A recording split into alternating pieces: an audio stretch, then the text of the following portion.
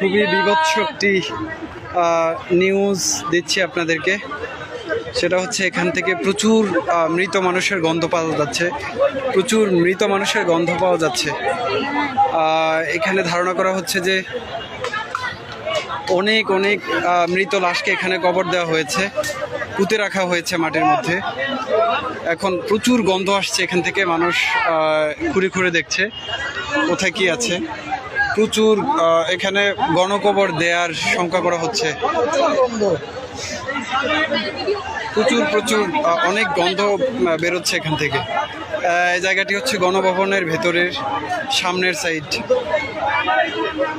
অনেক মানুষকে এখানে পুঁতে রাখার আলামত পাওয়া যাচ্ছে। আমি আপনাদেরকে একটু দেখাচ্ছি। এখানে এই যে নতুন চিহ্ন দেখা যাচ্ছে, চিহ্ন দেখা যাচ্ছে যে এখানে গণকবরের চিহ্ন পাওয়া যাচ্ছে গণভবনের ভেতরে।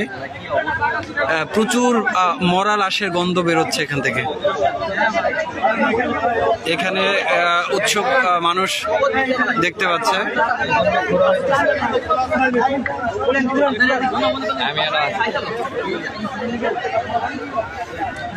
অনেক লাশের গন্ধ বেরোচ্ছে এখান থেকে।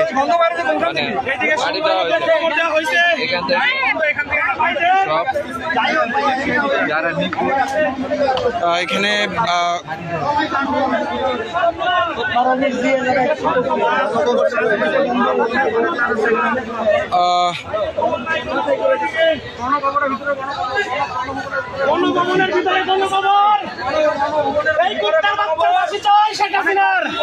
ভাই এখানে আপনি কি শঙ্কা করছেন?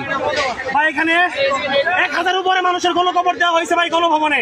জি, 1000-এর উপরে গণকবর দেওয়া হয়েছে। এই স্বৈরাচারী সরকার আমাদের ছাত্রদের গণকবর দিচ্ছে, সাধারণ মানুষের গণকবর দিচ্ছে। ওরা ফাঁসি চাই, ফাঁসি। আর কুত্তার মতো বিদায় মারতে চাই আমরা জনগণ। বলার নাই।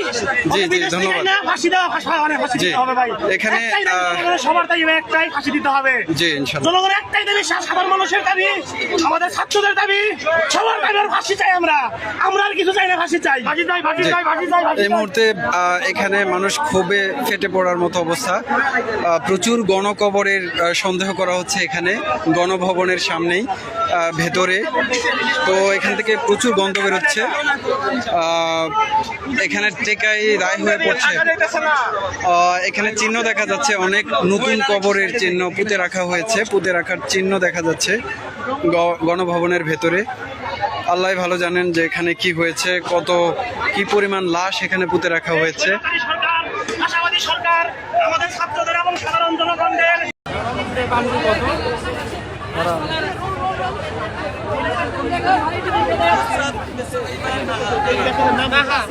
একজন একটা খাতার ভিতরে ভাই লিস্ট করতে থাকেন,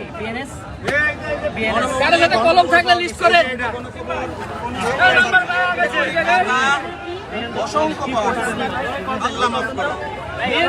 ভাই বিকারুন্নেসা কলেজের